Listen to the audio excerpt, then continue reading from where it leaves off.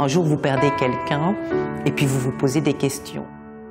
Mes questions à moi étaient, qu'est-ce qu'ils attendent de nous? Qu'est-ce qu'on doit faire pour être à la hauteur du fait qu'ils ne sont plus là? Il me semblait qu'il y avait des lieux de très haute intelligence quand on évoque ce sujet-là.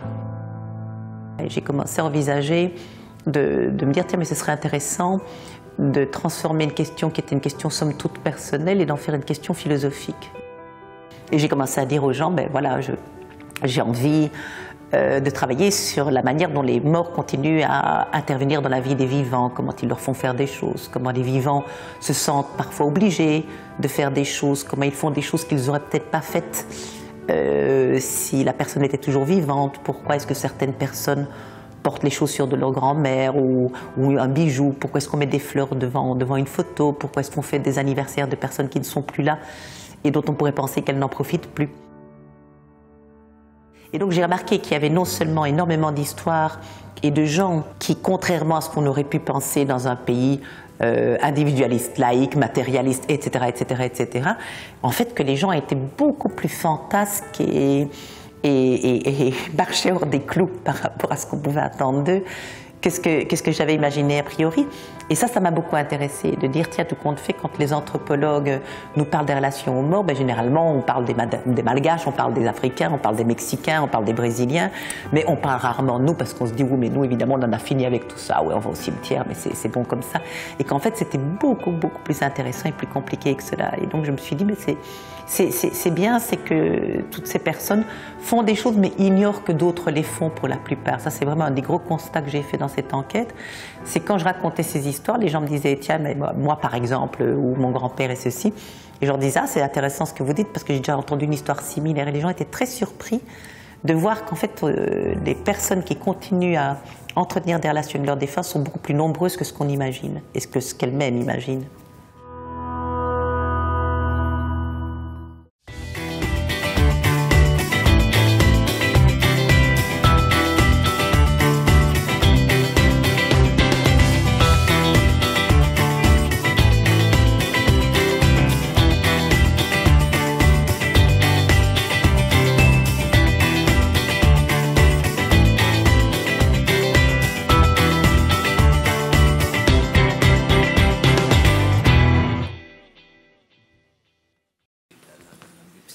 Mais moi j'aime ça pour mes papiers. Vous pouvez faire ça. D'accord, merci. Bien, je voudrais commencer par remercier les organisateurs et je suis très contente d'être là. Vous le serez peut-être un peu moins dans une demi-heure, mais je vais essayer de faire de mon mieux. Je peux vous dire que j'ai été apostrophée par les morts comme je l'avais été par les animaux. Les animaux, je les évoque brièvement, nous ont apostrophés dans le domaine des sciences humaines et sociales, dans la mesure où ils nous ont obligés à sortir d'une routine dont ils nous ont dévié de nos trajectoires académiques. Les animaux ont été, pour les sciences humaines ou les sciences sociales, des objets extrêmement subversifs. Ils nous ont obligés à d'autres méthodes, à des compromis très contestables et très contestés du point de vue disciplinaire. Mais surtout, donner aux animaux le statut d'actants, les prendre au sérieux, nous a obligés à inventer, à rompre avec certaines habitudes et routines, et surtout à chercher comment répondre avec justesse à l'apostrophe dont nous étions le destinataire et les relais. Les recherches qui, à présent, se multiplient et prolongent ces gestes indiquent, je crois, les effets remarquables de cette subversion. La similitude du traitement que les sciences sociales ont réservé aux animaux peut être étendue aux êtres problématiques, c'est le moins qu'on puisse dire, que sont ceux que j'appellerais les défunts remuants. On retrouve non seulement la même difficulté méthodologique, mais également la même dissociation entre discours profanes et discours savants, et des registres d'accusation relativement similaires. L'accusation d'anthropomorphisme qui marquait l'accusation que les scientifiques portaient au discours profane à propos des animaux devient, dans le discours des sciences sociales à propos des défunts remuants, celle de l'enchantement. Et je voudrais compléter cependant cette polarisation et remettre en cause l'idée qu'il existerait, ce sera peut-être la seule thèse que je tiendrai ici, je contesterai l'idée qu'il existe des pratiques d'enchantement. Pour le dire un peu brutalement, et ce sera peut-être ma pointe de provocation qui annonce la suite, L'enchantement est un concept inventé par les sciences sociales afin de leur permettre de mener à bien une mission autoproclamée de désenchantement. Est-ce que les morts ont une existence autonome? Ou est-ce qu'ils sont une pure production subjective des vivants? C'est le système binaire dans lequel, en général, on pose la question. Et c'est peut-être pas là où la question est la plus intéressante. On peut la poser comme ça, il y a des gens qui la posent comme ça. On pourrait dire d'abord, qui a une existence autonome? Est-ce que nous avons une existence autonome? Est-ce que nous existerions comme nous existons si nous n'étions pas aussi dans la subjectivité des autres? On pourrait commencer simplement comme ça, mais je veux dire, si on pose déjà la question comme ça, vous savez, il y avait une enquête qui avait été faite à une certaine époque, je ne sais plus dans quel pays du nord de l'Europe, et qui avait demandé aux gens sur combien de personnes devez-vous compter pour pouvoir vivre, allant du garagiste aux amis, à la couturière, enfin bref. Et ils avaient fait une espèce de, alors pas de statistique, mais d'une certaine manière, ils avaient dit, bon, mais pour être autonome, pour être vraiment autonome, il faut pouvoir compter sur, je ne sais plus combien c'était, mais plus de 10 personnes. Vous n'êtes pas autonome si vous n'avez pas 10 personnes sur lesquelles vous pouvez compter, si vous n'êtes pas un garagiste qui vous aide pour votre voiture, même en payant, si vous n'avez pas un épicier, si vous n'avez pas un médecin, etc., vous ne pouvez pas être dit autonome. Les gens qui sont pas autonomes, c'est des gens dont, justement, on doit prendre, un service institutionnel doit prendre tout en charge parce qu'il n'y a plus assez de monde pour assurer l'autonomie. Donc déjà, la question de l'autonomie, elle est très compliquée. Alors on peut le prendre maintenant d'un point de vue plus philosophique et parler des morts et pas uniquement des vivants. Poser la question donc, en termes binaires va nous faire manquer quelque chose. C'est d'abord penser l'autonomie comme la possibilité d'avoir une existence sans dépendance aucune, comme si on pouvait exister par soi-même et en soi-même, alors qu'en fait c'est le statut d'aucune existence. Et des morts encore moins que les autres probablement, c'est que s'il n'y avait pas des vivants pour veiller sur eux, pour leur donner le mode d'existence qui est le leur, ben, les morts n'auraient pas beaucoup de chance. Mais de là à dire que c'est une production subjective, c'est attribuer peut-être un peu trop de pouvoir aux productions subjectives, puisque ce serait ne pas tenir compte du fait, par exemple, que quand on se souvient d'un mort, il est plus que probable que le mort du temps de son vivant a désiré qu'on se souvienne de lui. Et donc vous n'êtes déjà plus dans les productions de souvenirs, dans les productions subjectives, vous êtes déjà dans un désir qui rencontre un autre désir, dans deux désirs qui se croisent. Et puis on peut poser la question de manière philosophique avec Bruno Latour, qui va nous inviter à considérer, mais c'est quoi le mode d'existence propre aux défunts? C'est chercher le mode d'existence qui soit propre à chaque chose, à chaque entité. Par exemple, est-ce qu'on peut dire qu'un personnage de fiction, que Don Quichotte, est-ce qu'on peut dire qu'il n'existe pas? On a quand même beaucoup écrit sur Don Quichotte. Pour quelqu'un qui n'existerait pas du tout, c'est quand même un peu bizarre. On ne peut pas dire non plus que Cervantes, en inventant Don Quichotte, a menti. Non, il a créé un personnage, et d'ailleurs son personnage est devenu assez autonome par rapport à son auteur. Et donc Don Quichotte a une forme d'existence autonome, mais elle n'est pas pleinement autonome. Sans lecteur, sans auteur, Don Quichotte n'existe plus. Mais on ne peut pas dire non plus qu'il est une pure émanation de production subjective, parce que Don Quichotte a des manies de vie, il a un serviteur, il a un cheval, il est superbement équipé, il a un passé, il a un acte de naissance, il a des aventures, il a un paysage autour de lui. Et tout ça, c'est ça qui, d'une certaine manière, qui va lui donner une existence, mais qui n'est pas la même existence que les montagnes, que les moutons, que vous ou moi. C'est un mode d'existence de personnage de fiction. Et donc ce que Bruno Latour nous invite à faire, c'est à considérer pour chaque catégorie d'être, c'est quoi sa manière d'être, c'est-à-dire quel est son mode d'existence, en quoi est-ce qu'il est vrai, en quoi, je pourrais le dire encore plus simplement, en quoi est-ce qu'il a des effets sur le réel, en quoi est-ce qu'il affecte notre vie, en quoi est-ce que ça change pour nous le fait que cet être ait un certain mode d'existence, donc peut être dit exister. Une de mes amies, Evelyne Van Poppel, m'a raconté qu'après la mort de son père, elle emmenait l'urne contenant ses cendres sur l'un des sommets de l'Everest, afin, m'a-t-elle dit, qu'il puisse voir le plus beau des levers de soleil dont elle lui avait souvent parlé. Donc il ne s'agissait pas de disperser ses cendres, d'ailleurs elle est revenue avec l'urne et c'est pas rien du tout dans un sac à dos paraît-il, mais de partager avec lui une expérience parce que c'est ce qu'il fallait faire et c'est ce qu'il pouvait attendre d'elle. J'avais lu un peu d'anthropologie, je n'avais pas trouvé ça très... En tout cas, pour ce que je cherchais, je trouvais que c'était... Je ne trouvais pas à ce moment-là, parce que par après j'ai trouvé des choses, mais à ce moment-là je ne trouvais pas vraiment grand-chose qui allait m'aider. Du côté de la psychologie, c'était les théories du deuil, les théories du deuil, les théories du deuil, donc rien qui pouvait m'aider. Et donc je ne voyais pas ce que j'allais faire. Et en fait, j'ai compris ce que je pouvais faire quand les gens, ce qui arrive tout le temps quand on est dans des projets de recherche, qu'on a l'impression qu'on termine un projet de recherche, tout le monde vous demande qui vous rencontrez, vous demandez toi, ou vous, sur quoi travaillez-vous maintenant, ou c'est quoi votre prochain projet. Et j'ai commencé à expliquer aux gens que c'était ça mon projet. Et qu'est-ce que j'ai constaté, c'est que quand j'expliquais ça aux gens, les gens avaient des histoires à me raconter, des histoires qui étaient extrêmement intéressantes, et donc j'ai commencé à me dire, mais en fait mon projet, il a commencé. Depuis que je dis que je fais ce projet, qu'on me raconte des histoires, en fait ce projet a commencé et je ne dois pas changer de méthodologie, je ne dois surtout pas poser des questions, je dois simplement continuer à dire que c'est ça que je cherche et ne rien dire de plus. Et si les gens ont quelque chose à raconter, s'ils ont envie de partager, ils le feront. S'ils n'ont rien à dire, ils diront rien, ou ils poseront d'autres questions pour savoir tiens, mais comment je fais, etc.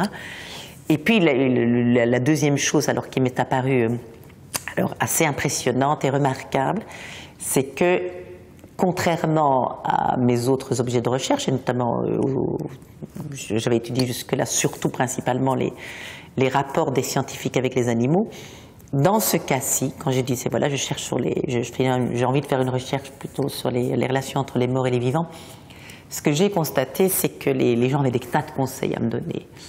Ils étaient vraiment avides, d'une certaine manière, de prendre la main, de prendre part à cette enquête. Et ils me disaient, mais à propos, il faut absolument que tu lises. Est-ce que tu as vu Six Feet Under? Est-ce que tu as vu tel film? Est-ce que tu as vu Les Revenants? Et puis, je me suis rendu compte, plus j'avançais, plus ces conseils étaient intéressants, parce qu'ils m'envoyaient exactement là où je comptais pas aller. On me faisait voir des séries américaines, je n'avais pas du tout l'intention, un jour dans ma vie, de faire de la philosophie, non pas à propos des séries comme ça a été fait, mais à partir de ce que des séries nous racontent, à propos de romans policiers, à propos de romans, à propos de films d'un peu tous les genres. Je me suis dit, puisque je reçois tellement de conseils, que ces conseils sont tellement intéressants, je pense qu'il faut que je me fasse obliger par ces conseils. Et donc j'ai décidé en septembre 2007 que pendant un an, jour pour jour, j'ai noté là dans mon agenda, j'allais suivre tous les conseils que les gens me donneraient et que je serais donc obligée de lire tous ces romans policiers, de regarder toutes ces séries, de voir tous ces films, d'aller voir des thanatopracteurs, même chez les spirites pour voir des médiums. Bref, et j'ai suivi tous les conseils pendant un an, jour pour jour. Et ça a été un cadre qui a été très surprenant. D'abord parce que ce n'est pas dans mes habitudes d'obéir. C'était un peu un parcours d'obéissance, un peu comme l'artiste plasticienne Sophie Calle, que moi j'ai appelé plutôt un parcours d'instruction, parce que j'avais l'impression de recevoir des instructions, de me laisser, et en même temps de me laisser instruire. Instruction au double sens du terme, des instructions, c'est-à-dire des ordres, mais qu'en même temps, c'est moi, j'étais instruite. Instruite vraiment comme si je retournais à l'école en quelque sorte. La psychologue Pauline Bastin m'a raconté que sa mère, quelques mois après la mort de son père, lui a annoncé « Ah, ton père est venu pendant la nuit ». Pauline, je lui ai demandé où il était. Et ma mère a dit, il était devant la porte. Pauline a alors posé la question, qu'est-ce qu'il a fait? Sa mère a répondu, il est venu, il a regardé, voir si ça allait, et puis il est reparti. Alors, raconte Pauline, je lui ai demandé, mais tu as rêvé? Ma mère a affirmé, non, je n'ai pas rêvé, il est venu, je l'ai vu, il est venu voir si ça allait, je n'ai pas rêvé, je l'ai rêvé. Et Pauline a été surprise par le langage que sa mère avait utilisé, car, dit-elle, il est inhabituel de la part de cette femme, qui est d'expression modeste, inhabituel de faire tout ce travail d'élaboration et de nuance qu'elle n'avait jamais entendu auparavant. Sa mère, dit-elle, s'est efforcée de traduire un entre-deux. Elle a dû inventer une formule pour dire quelque chose qui n'est ni du domaine du rêve, ni de la réalité visuelle, ni du voir, ni de l'absence de ce qui est perçu. Avec cette formule énigmatique, dit encore Pauline, avec ce « je n'ai pas rêvé, je l'ai rêvé », sa mère invente de nouveaux sens aux mots. Elle crée des homonymies, elle détourne les significations. Le verbe rêver reçoit un tout autre sens au détour de la phrase par le procédé le plus simple et cependant le plus sophistiqué, un simple pronom avec, tiens, là voilà, une apostrophe, qui dans le contexte devient indéterminé.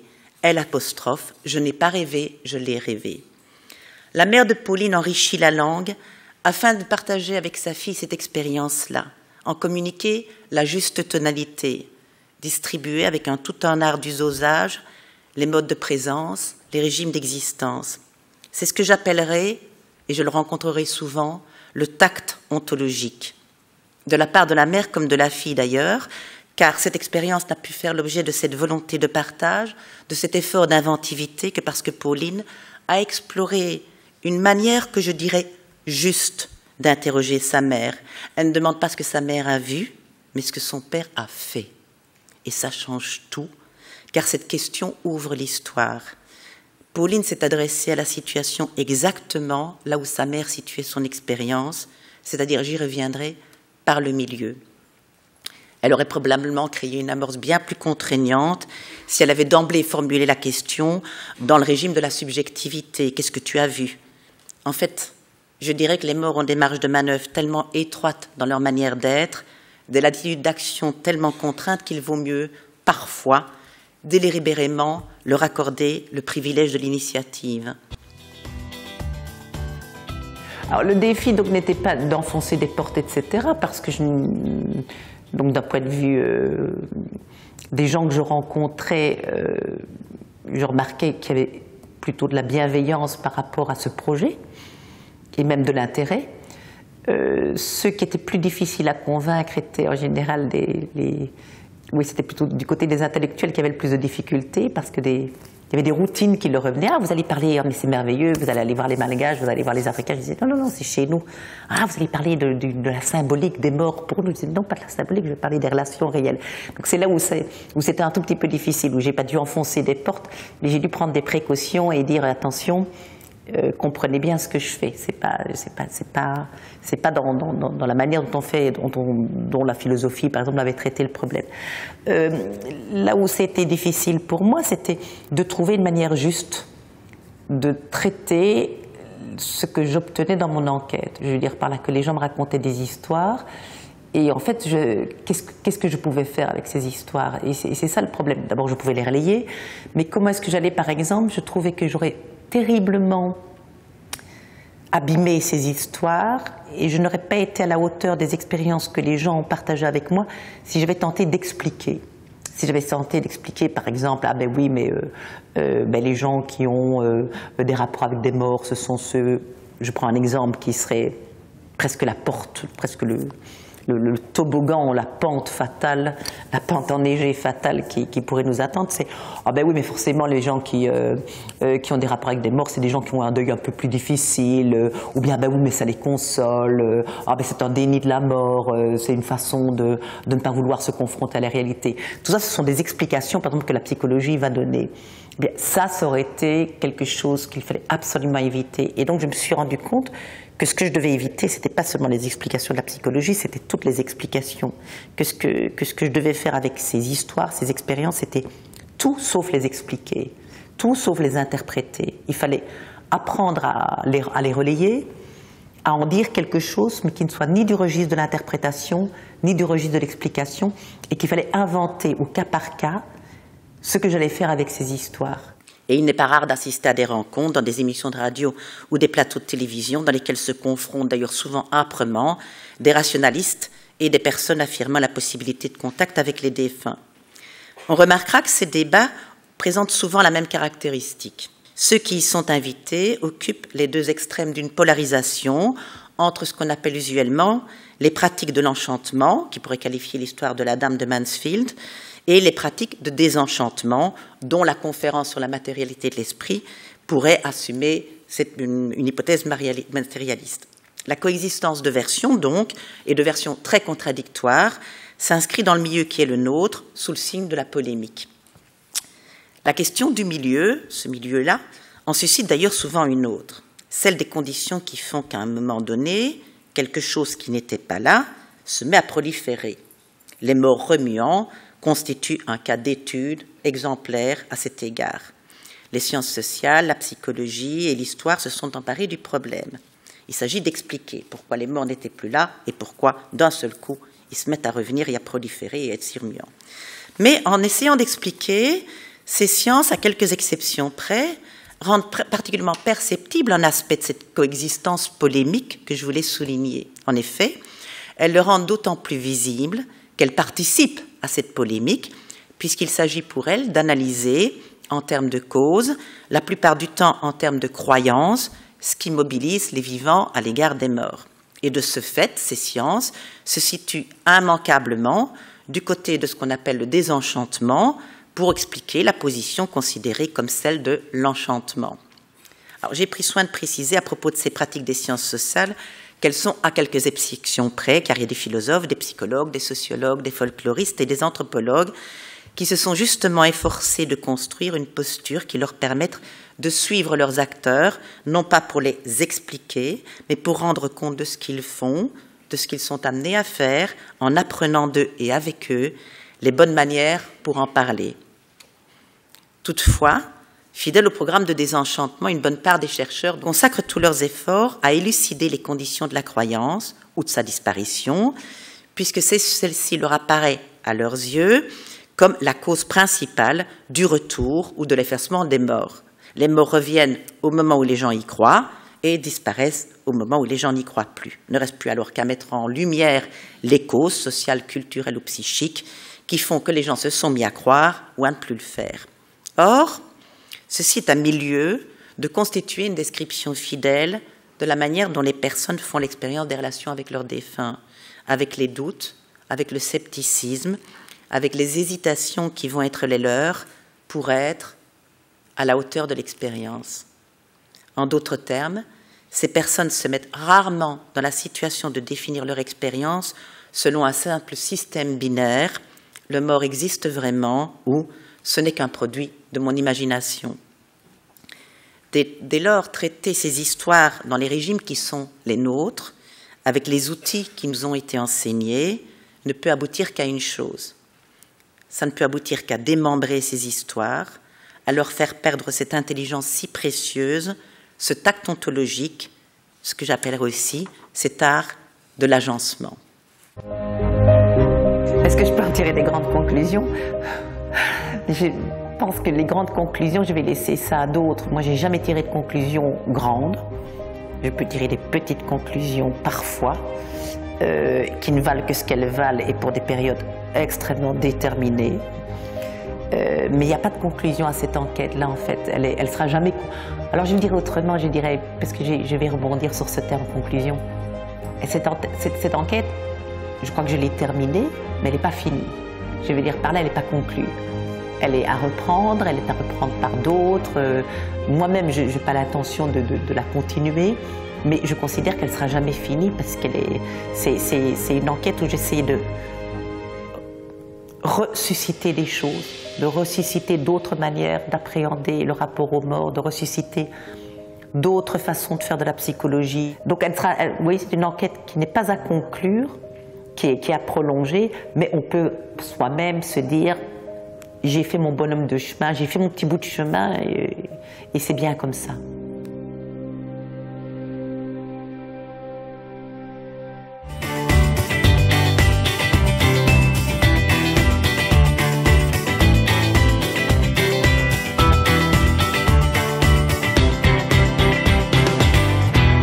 Dans le temps, on parlait de la classe ou bien des gens dominants vis-à-vis des gens dominés, Bourdieu. Ce sont des modèles qui viennent du 19e siècle, qui existent toujours, mais ils sont en soi trop simples. Donc nous tâchons de les valoriser, d'ajouter d'autres éléments afin de les rendre plus puissants. La nouvelle culture politique donc part de l'idée qu'il y a des conflits gauche-droite et de classes riches-pauvres, en ajoutant qu'il y a en plus de ça Il y a des conflits selon la consommation, c'est-à-dire comment est-ce qu'on va vivre, comment est-ce qu'on s'habille, est-ce qu'on fume ou pas, est-ce qu'on est femme ou pas, est-ce qu'on soutient les politiques écolos. Ces éléments centrent pour définir des orientations plutôt culturels et sociaux que ce que je fais dans mon travail qui est seulement connu à travers la production en soi. Donc il y a une nouvelle culture politique qui reconnaît ces éléments plutôt sociaux, qui tâche de les saisir et de les mobiliser politiquement à travers de nouveaux groupes. Il y a plus de contributions et plus de volontaires, de gens qui contribuent aux organisations écologiques qu'aux deux partis américains et aux grands partis anglais, par exemple, à l'heure actuelle.